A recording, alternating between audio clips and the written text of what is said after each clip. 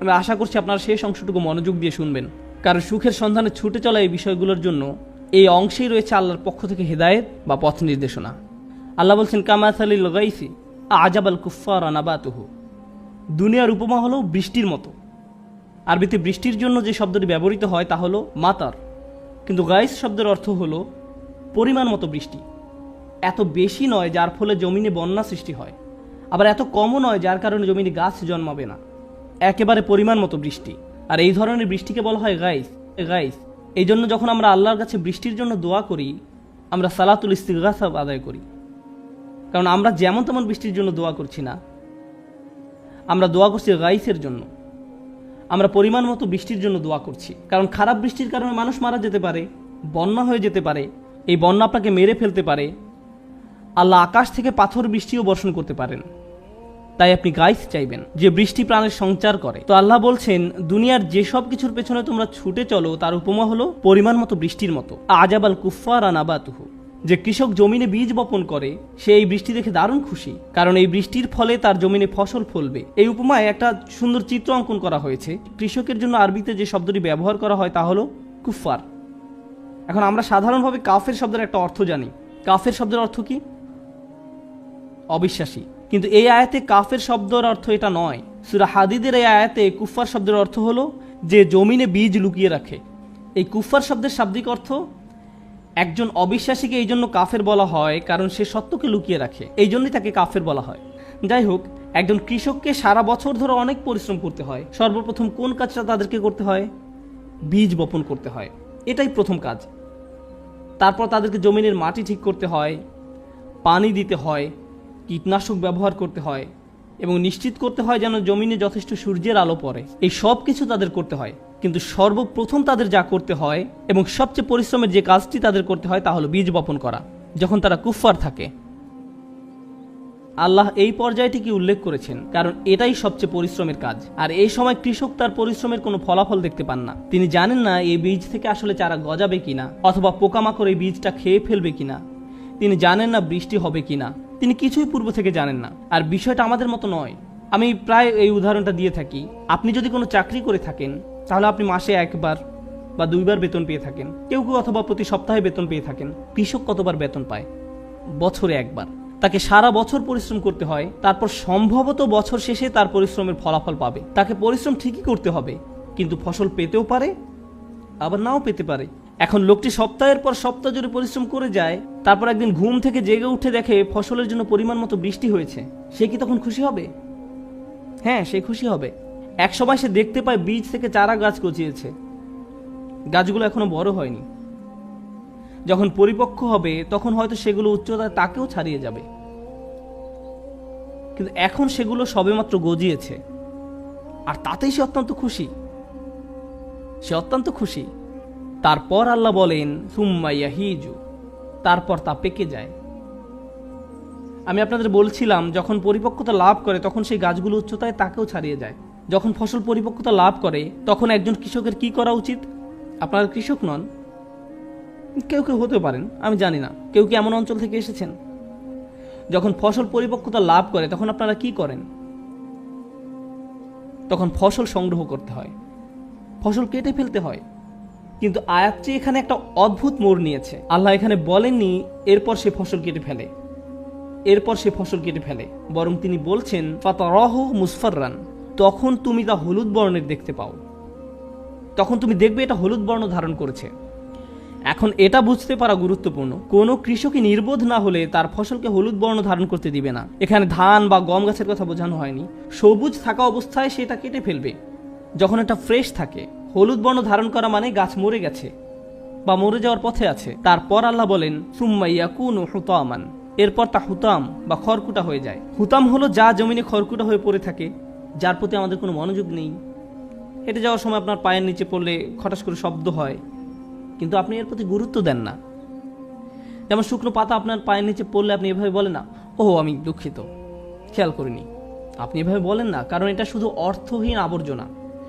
হুতাম শব্দের শাব্দিক অর্থ হলো যা আপনার পায়ের নিচে পড়ে, যার প্রতি আপনি কোনো গুরুত্বই প্রদান করেন না। এই উদাহরণটি দেয়া হয়েছে যেন আমরা আমাদের জীবনটাকে উপলব্ধি করতে পারি। আমি এখনো এই উদাহরণটি ব্যাখ্যা করিনি, শুধু এটা বর্ণনা করলাম। ও আমার হাতে মাত্র 50 সেকেন্ড সময় আছে, আমি কি আরো 5 মিনিট সময় পেতে পারি? 5 মিনিট? এটা ইমাম সিরাজ ও হাজের 5 মিনিটের মতো হবে না। আজকে যেহেতু আপনি আর মাইক পাচ্ছেন না, তাই আমি এরকম বলতেই পারি। ঠিক আছে, আমার 5 মিনিট সময় আছে। এই 5 মিনিটে প্রথম আকাঙ্ক্ষাটা কি ছিল? খেলা করা। কোনো খেলনা নিয়ে খেলা করার পূর্বে আপনি আপনার সন্তানকে খেলনার দোকানে নিয়ে গেলেন, ব্যাপারটা খারাপ হয়তো, তবু আপনি নিয়ে গেলেন। সে খেলনার দোকানের শেলফে রাখা খেলনাগুলোর দিকে চোখ বড় বড় করে তাকিয়ে থাকে। আপনি যদি তাকে অন্যদিকে নিয়ে যান, তবুও সে তার মাথা সেই খেলনার দিকেই ফিরিয়ে রাখে, আপনার হাত থেকে ছুটে যেতে চায়। সে ইতিমধ্যেই ভাবতে শুরু করে দিয়েছে সে কিভাবে ওই খেলনা ধরে রেখেছে, ওইটা নিয়ে খেলছে, তার মুখ ঘষছে, আর সব মজার মজার কত কি করছে। সে ইতিমধ্যে এটা কল্পনা করা শুরু করেছে।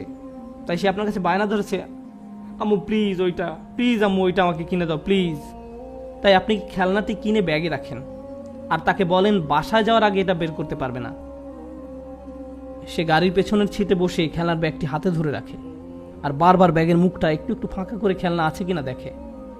তারপর এক সময় বের করে আনে। না, আমি বলেছি এখন না, কিন্তু তবুও তার প্রত্যাশার কোনো কমতি নেই। ভাবতে থাকে, ও এটা দিয়ে খেলতে পারলেই চরম মজা হবে। আপনার বাচ্চাকে একটা খেলনার ব্যাগ দিয়ে রাখুন যেটা এখনো খোলা হয়নি, তারপর ব্যাপারটা ভিডিও করুন।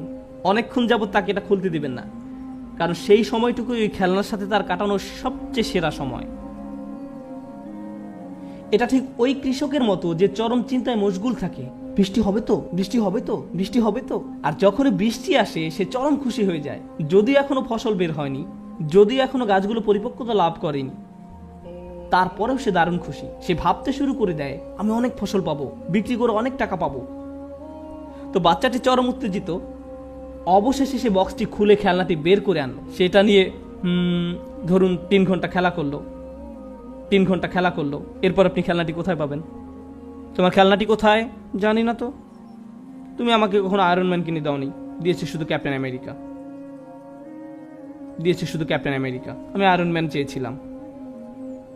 অল্প কিছু সময়ের মধ্যে যা একটু আগে তার কাছে ছিল দুনিয়ার সবচেয়ে মূল্যবান জিনিস, তা এখন মূল্যবান হয়ে গেছে। আল্লাহ কোন বিষয়টিকে মূল্যহীন হিসাবে বর্ণনা করেছেন? কৃষি জমি। খেলনাটার জন্য সে এত লালায়িত ছিল, যখন সে পেল ভালোভাবে এটা থেকে উপকারও নেয়নি। কিছু সময়ের মধ্যেই তার কাছে এটা মূল্যহীন। আপনার বাচ্চা গ্র্যান্ড থেফট অটোর জন্য আপনার কাছে কান্নাকাটি করছিল, সেটার জন্য তাহাজ্জুদ পড়েছিল, সে রমজানের 27 তারিখে মসজিদেও গিয়েছিল আর দোয়া করেছিল, ইয়া আল্লাহ আমার এই গেমটা দরকার, আমি প্রতিজ্ঞা করছি 1 সপ্তাহের মধ্যে শেষ করে ফেলবো, আমি সব লেভেল শেষ করব, আমি ওয়াদা করছি। অবশেষে সে গেমটা পেলো, সে পুরো গেমটা খেলা শেষ করলো। তারপর একদিন আপনি রান্না করে আপনার পায়ের নিচে একটা সিঁড়ি পড়ে থাকতে দেখলেন। এই সিঁড়িটা এখানে কোত্থেকে এলো? আমি না তোমাকে এটা কিনে দিয়েছিলাম? এটা তেমন ভালো লাগেনি, আগেরটা এর চেয়ে ভালো ছিল। বিনোদনের ক্ষেত্রেও এমন ঘুরতে দেখা যায়। নতুন মুভি আসলে সিনেমা হলের সামনে বিশাল লাইন দেখা যায়, যেটা হজের ভিসার লাইনে দাঁড়ানোর চেয়েও লম্বা লাইন হয়। মুভিটা দেখার জন্য মানুষ বাইরে অপেক্ষা করতে থাকে। আমার মনে আছে আগের দিন স্টার ওয়ার মুভি মুক্তি পাওয়ার দিনে মানুষকে দেখতাম জেরাই ড্রেস পরে মুভি দেখতে আসতো, মনে হয় যেন ইসলামের কাপড় পরে অপেক্ষা করছে কখন জান্নাতের গেট খোলা হবে। যাই হোক, তারপর তারা সিনেমা হলে ঢুকে মুভিটা দেখে এবং বলে নিম্নমানের স্পেশাল এফেক্ট দেয়া, আমার গল্পটা অত ভালো লাগেনি। বু, আপনি এর জন্য এত লালায়িত ছিলেন, অল্প সময়ের মধ্যেই এটা আপনার নিকট মূল্যহীন হয়ে গেল। আবার আমাদের মাঝে অনেকেই এমন আছে যারা গাড়ির জন্য তীব্র আকাঙ্ক্ষা পোষণ করে। হয়তো আপনি ইয়াকুরা NSX গাড়ির মালিক হতে চান, আমি জানি না। এরপর এক সময় আপনি গাড়িটি কিনলেন, আহ কি মজা। আপনার ভার্সিটির সামনে দিয়ে যাওয়ার সময় একটু স্লো মোশনে চালান, কার ওয়াশের কাছে একটু বেশি আসা যাওয়া করেন। তারপর পরের বছর নতুন মডেলের গাড়ি বাজারে আসলো, এখন হঠাৎ করে আপনি গাড়ির হেডলাইট একটু নিচু করে রাখেন, গাড়িটি এখন খুব কুৎসিত মনে হয়,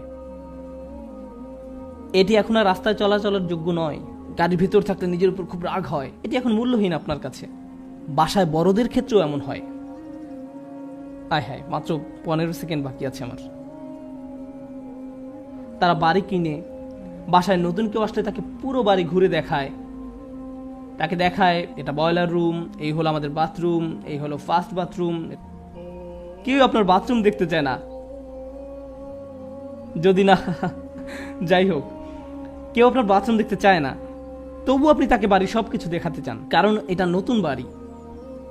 2 বছর পর, 3 বছর পর কেউ একজন আপনাকে তাদের নতুন বাড়ি উদযাপন করার উৎসবে দাওয়াত দিল। ওই বাড়ির আশপাশ খুব সুন্দর, বাড়িটাও বেশ বড়, নতুন বাড়ি, তাদের বাথরুমও আপনার বাথরুমের চেয়েও সুন্দর। এর ফলে কি হয়? হায় আল্লাহ, আপনার বাড়িটা ঠিক হলুদ বর্ণ ধারণ করেছে। বুঝতে পেরেছেন আমি কি বলতে যাচ্ছি? খেলনা হলুদ বর্ণ ধারণ করে, গাড়ি হলুদ বর্ণ ধারণ করে, আবার কারো কারো বিয়েও হলুদ বর্ণ ধারণ করে। বিয়ের প্রথম দিন আপনার স্ত্রীকে দেখার জন্য কেমন উৎসুক হয়ে থাকেন,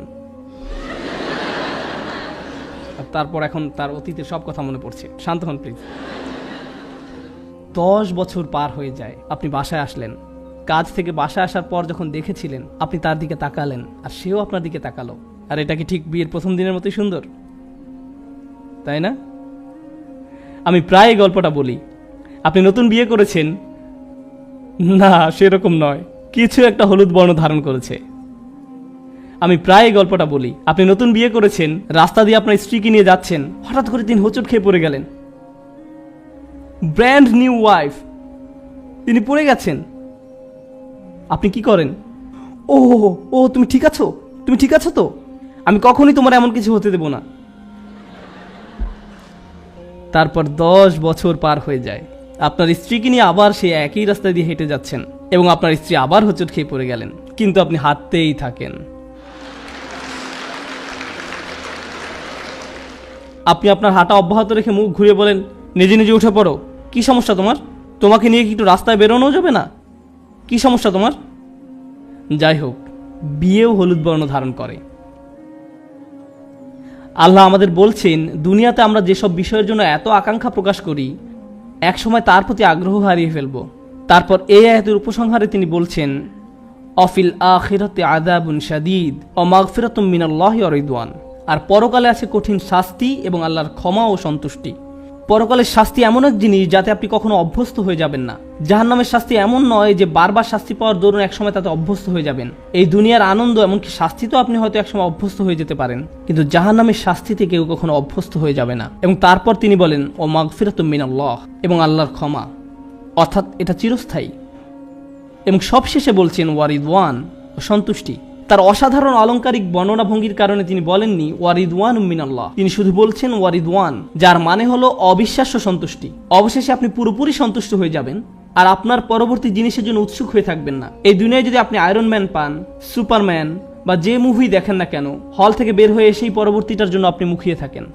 সরি, স্ক্রিনে লাল কালিতে বলা হয়েছে আপনার সময় শেষ, প্লিজ থামুন। এটা শেষ পর্যন্ত ইমাম সিরাজ ওয়াহাদের 5 মিনিটের মতোই হয়ে গেল। আমি তাকে খুব ভালোবাসি তো তাই তার অনুসরণ করি। যাই হোক, ও মাগফিরাতুম মিনাল্লাহি ওয়া রিদওয়ান, আপনি অবশেষে সন্তুষ্ট হয়ে যাবেন। আমরা শেষ পর্যন্ত জান্নাতে গিয়ে প্রশান্ত হয়ে যাব। আপনি এই জীবনে কখনো পরিপূর্ণ শান্তি পাবেন না। এখানে আমরা সব সময় পরবর্তী চমকের জন্য অপেক্ষা করতে থাকব, যতক্ষণ না মাটি দিয়ে আমাদের পাকস্থলী পূর্ণ করা হবে। তাই আল্লাহ বলেন, ওয়ামাল হায়াতুদ দুনিয়া ইল্লা মাতাউল গুরুর। এই একটি আয়াত, সূরা হাদীদের এই একটি আয়াতে পার্থিব জীবনকে সংজ্ঞায়িত করা হয়েছে। পার্থিব জীবন প্রতারণার উপকরণ বই কিছুই নয়। মানুষ মনে করে এই জিনিস পেলে তারা সুখ খুঁজে পাবে। মানুষ মনে করে তারা তাদের বিশাল প্রাসাদোপম বাড়িকে খুব পছন্দ করে, কিন্তু তার 90 বছর বয়সের সময় যখন তার সন্তান সেই বাড়ি ছেড়ে চলে যায়, তখন সেই বাড়িই তার জন্য আযাবে পরিণত হয়। এই বাড়ি আর তাদেরকে আনন্দ দেয় না। কোনো যুবক সেই বাড়িতে গেলে ভাবে, ইস, আমি যদি এই বাড়িতে বসবাস করতে পারতাম। আর বৃদ্ধ মনে করে, আমি যদি এটা থেকে কোনোভাবে মুক্তি পেতাম, আমি এখানে থাকতে চাই না। সুবহানাল্লাহ। আল্লাহ আমাদেরকে সত্যিকারের সুখ এবং আনন্দ কি তা উপলব্ধি করা তৌফিক দান করুন, আর তার উপর সত্যিকারের বিশ্বাস এবং প্রত্যাশা নিয়ে সেই উপলব্ধিকে কাজে পরিণত করা তৌফিক দান করুন। বারাকাল্লাহু লি ওয়া লাকুম। ওয়াসসালামু আলাইকুম ওয়া রাহমাতুল্লাহি ওয়া বারাকাতুহু।